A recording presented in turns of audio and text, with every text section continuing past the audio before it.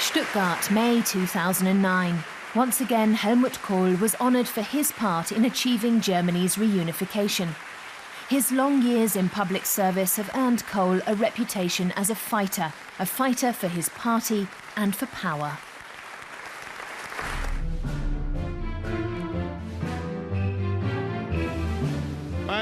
This is about fundamental change.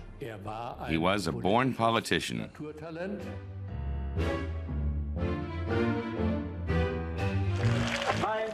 My goal remains German reunification.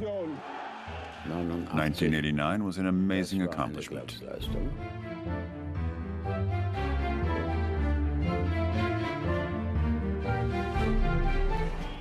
In 1969, the State Parliament of Rhineland-Pfalz elected a new premier. Members chose a man seen as a rising star in the conservative Christian Democratic Union's firmament. The candidate, Dr. Helmut Kohl, has received 57 votes.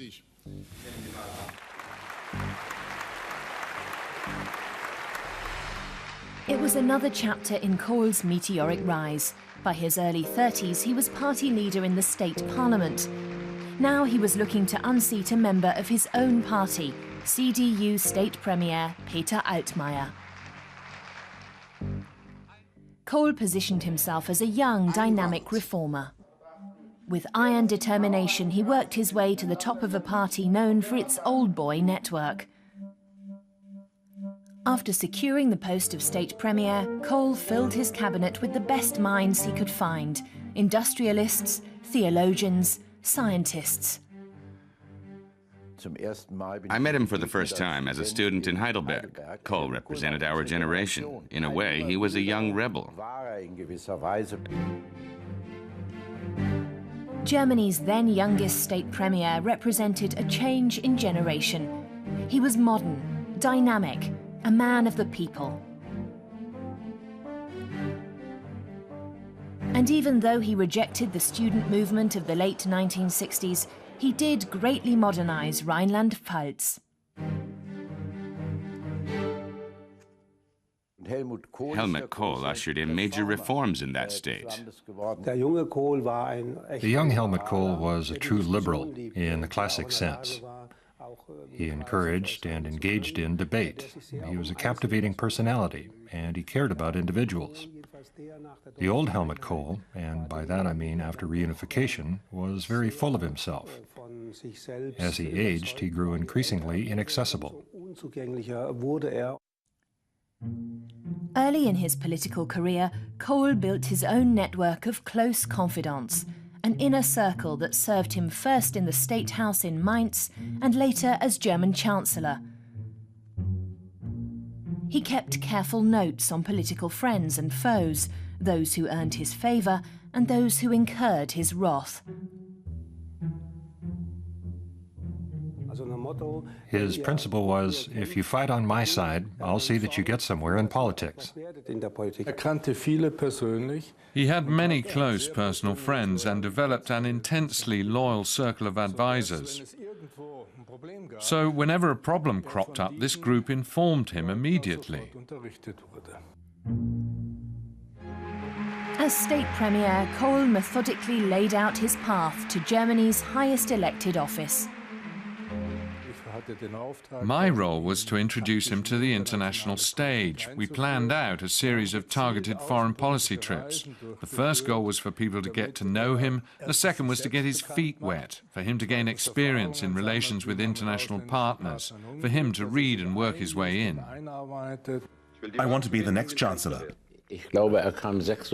I think he entered the Bundestag in 1976. That's probably the first time I became aware of him.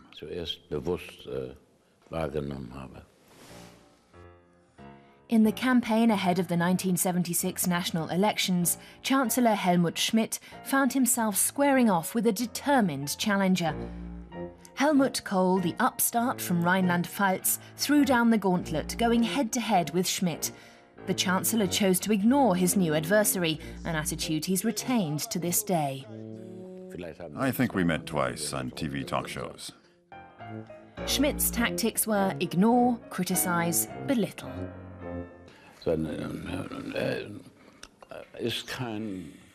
He was not a very accomplished politician, at least as far as fiscal and economic policy was concerned. But Kohl was a tireless and effective campaigner, and in 1976 he brought the CDU back from political obscurity. The party narrowly missed an absolute majority in parliament. It's a fantastic election result. But it wasn't enough, and Helmut Kohl began a long tenure as opposition leader in the Bundestag. It was the toughest period in Kohl's political career, and he faced the toughest resistance. But that was how he mastered the workings of Parliament.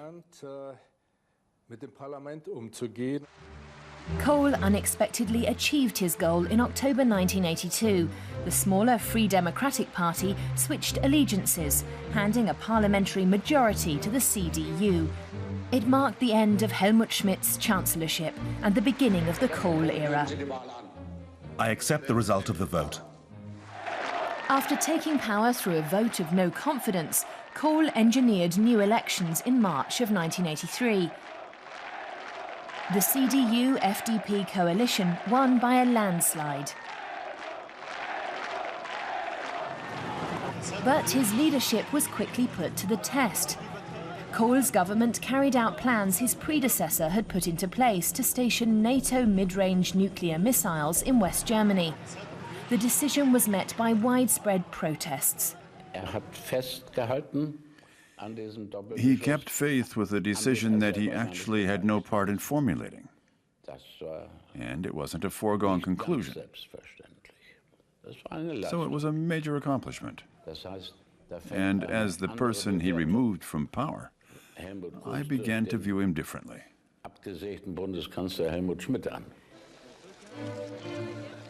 US President Ronald Reagan was determined to force the Soviet Union to its knees. His weapons were an unprecedented military build-up and a missile defense shield.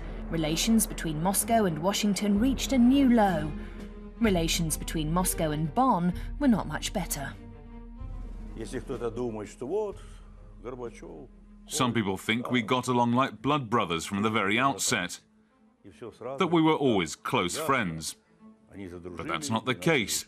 It was a very long process.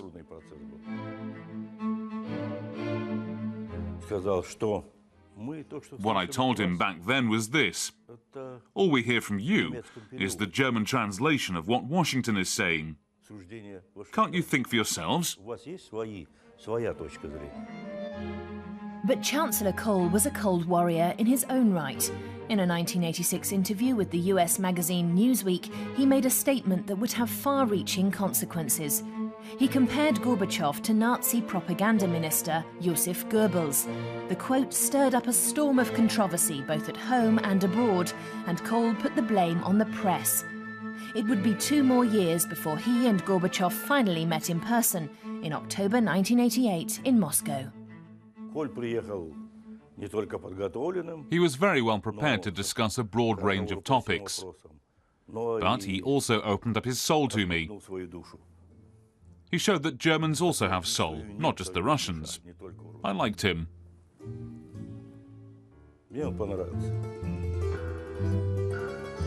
Gorbachev proclaimed, "The ice is broken."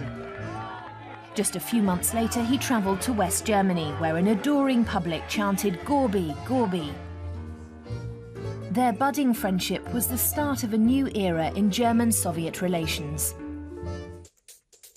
Kohl's relations with the press, however, were a different matter.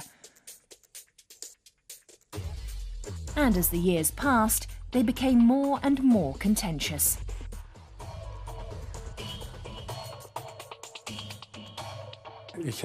I often told him that it wasn't his business to make reporters love him.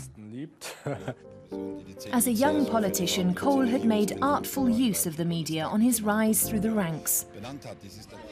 As state premier in Mainz, he even invited reporters into his home. He referred to the press in glowing terms, even the critical news magazine Der Spiegel.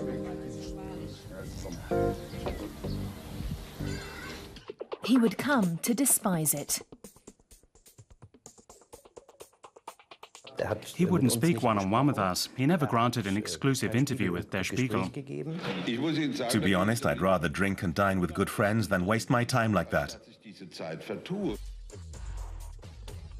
Der Spiegel really had a vendetta against Kohl. He was ridiculed on the front cover so many times and in so many ways. Spiegel's coverage of Kohl was intense, systematic and very critical. As I look back on it, we may have sometimes lost our sense of reality. We were viewed by many as an opposition organ. We did let things get out of hand.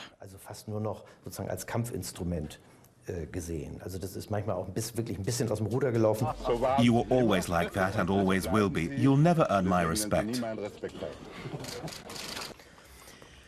Kohl is not very likable. Don't you have any other questions? At least get the question right. He is ruthless. Get out. Aggressive. You look and act the part. You're a pathetic journalist. And in his way, he duped, hurt and cast off a great many people. One of those people was Rita Süssmuth.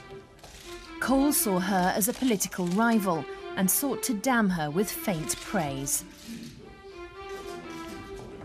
He said she was too progressive.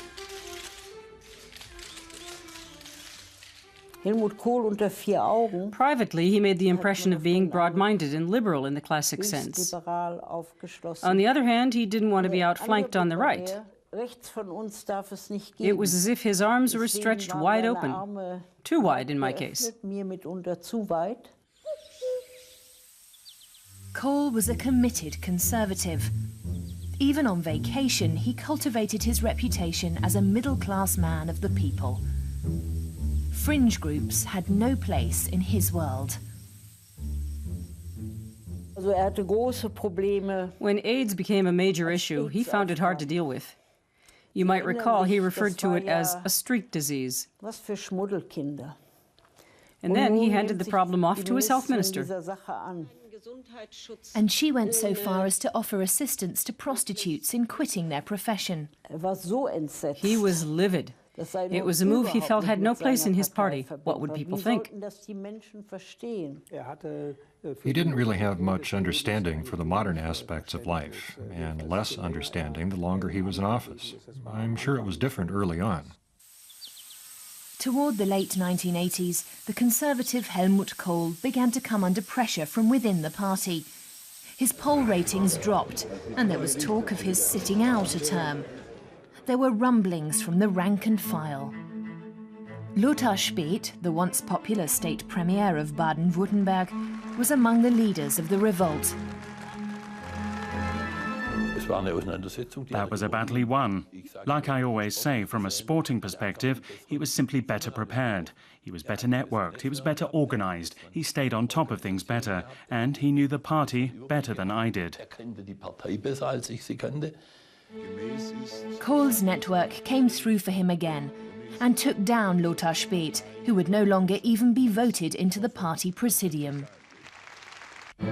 Kohl's longtime party friend and CDU General Secretary Heiner Geisler fared even worse.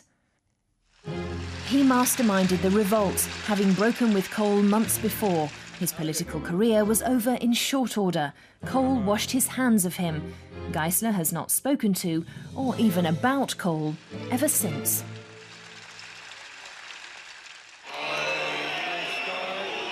November the 10th, 1989, the morning after the Berlin Wall fell.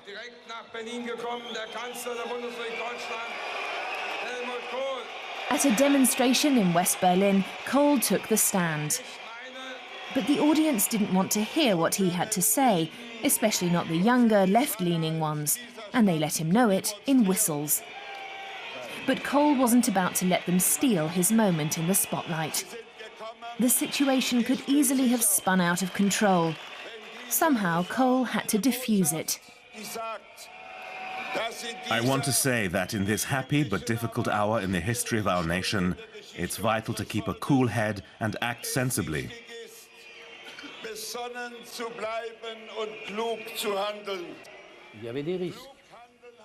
It was dangerous. His Western European partners were asking questions. They were worried. There was a risk of violence, street battles, and casualties. Events were moving fast. Law and order were crumbling. There were demonstrations and the fear that at some point a shot might be fired. Kohl realized the historic opportunity and that the pressure from the streets was rising. The people didn't want to wait anymore. They'd been locked up for 40 years, and if you or I had been locked up that long and the prison gates opened, we wouldn't be waiting to see if we could still get out next year. We'd get out. Kohl needed someone to help him secure a power base in the East German political arena. He needed Lothar de Maizière, chairman of the Eastern CDU. They were truly an odd couple. Our whole nation is on the move, and my party along with it, the CDU. Our common future is Germany. In February 1990, Kohl hit the campaign trail for East Germany's first free elections. Then this country too, East Germany, will become a flourishing community. The CDU. I'm voting for the CDU. For them, he was a glimmer of hope. He would bring prosperity and German unification. To many people at the time, German unification was synonymous with prosperity. It was a foregone conclusion. With their promises of flourishing countrysides, the Eastern CDU won by a landslide.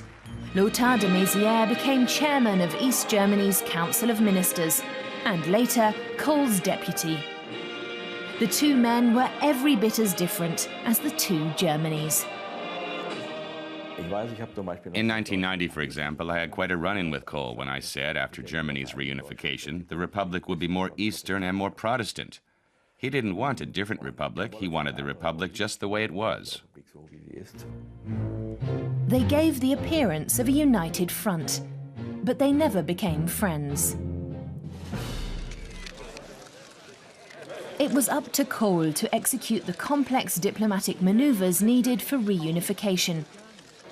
Some leaders categorically rejected the idea.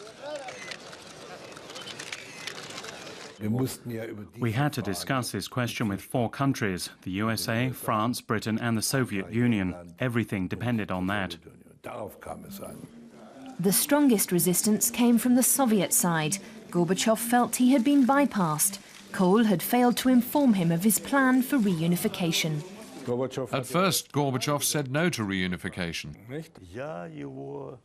I really criticized him sharply, and I did it mostly through Foreign Minister Genscher. Genscher sat there and listened to it. That wasn't pleasant for him. Then it came out that not even Genscher knew about that plan. But we needed Gorbachev and his consent for reunification. Kohl obtained that consent at an informal meeting in the Caucasus Mountains. He offered Gorbachev cash to finance the withdrawal of Soviet troops from East Germany. A handshake sealed a deal worth billions of Deutschmarks. Gorbachev told me on many occasions that if he hadn't trusted Helmut Kohl so implicitly, and George Bush Sr. too, then many things would have happened very differently in '89 and '90. Next, Kohl had to convince French President François Mitterrand to give his consent, in return for another concession.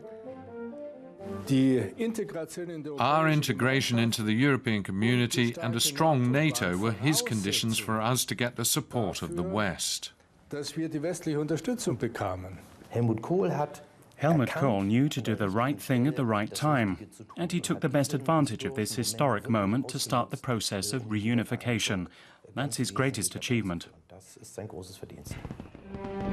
Only 329 days passed from the fall of the Berlin Wall to reunification. Kohl was at the zenith of his career. The flourishing countrysides he'd promised didn't appear overnight, but the problems did. The East German economy imploded. People lost their jobs. Mistakes did occur, but that doesn't change the fact that the overall result deserves a positive rating. For Helmut Kohl, the fact remains that he brought about Germany's reunification. He worked hard at it. But his real achievement is the euro. He pushed the euro through against the majority of Germans, knowing that it would be unpopular. But without Kohl, there wouldn't have been a euro.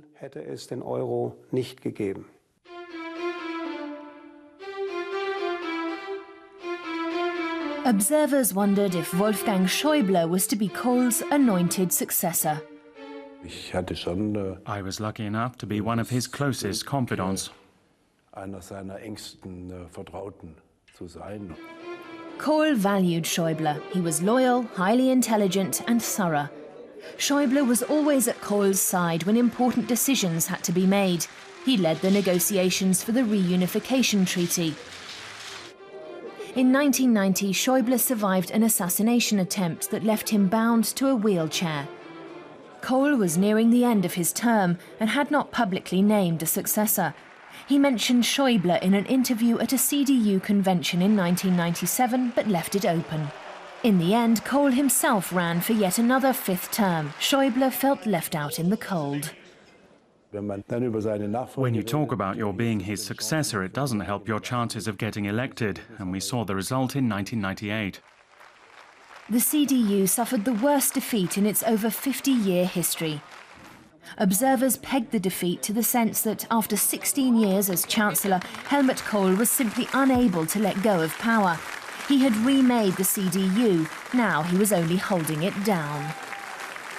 In a sense, you could say that he had sinned against his party by not making way for a younger candidate to become chancellor.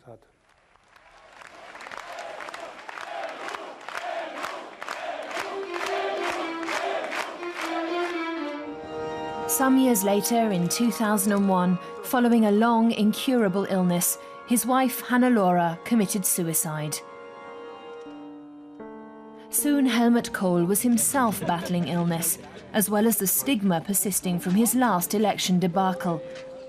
But these were battles he had to fight alone, Kohl against the world, and against one of his own protégés who had broken ranks. She had long been underestimated, like Kohl himself had once been.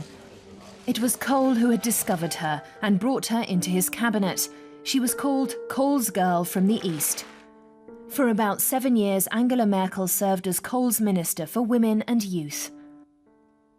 Helmut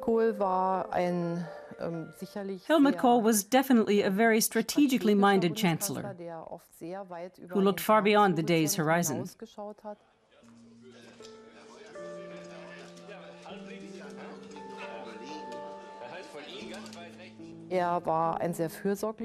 He was a very caring chancellor. If you were ill or in difficulties, he always did whatever he could to help. He knew that politics has a lot to do with humanity, with trust in people and togetherness with people.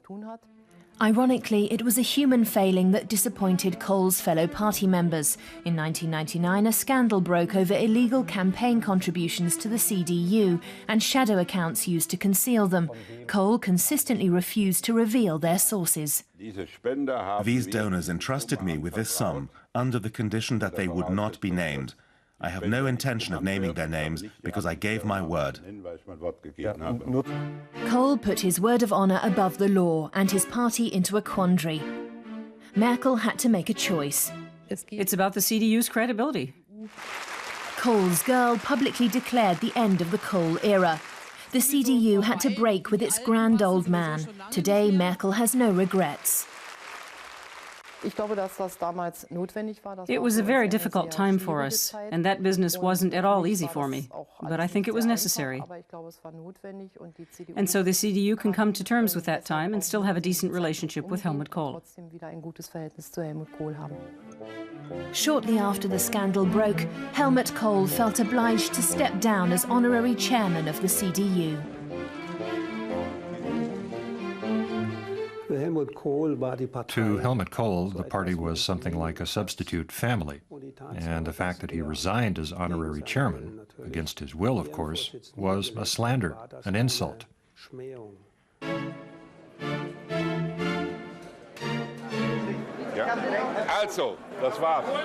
So what remains? Helmut Kohl's great life achievement is his contribution to German reunification in a stronger European Union. On that, everyone agrees, friends as well as one-time enemies. But Helmut Kohl is also one of Germany's most controversial figures. What remains is the admiration and the admonition, and perhaps above all, the recognition.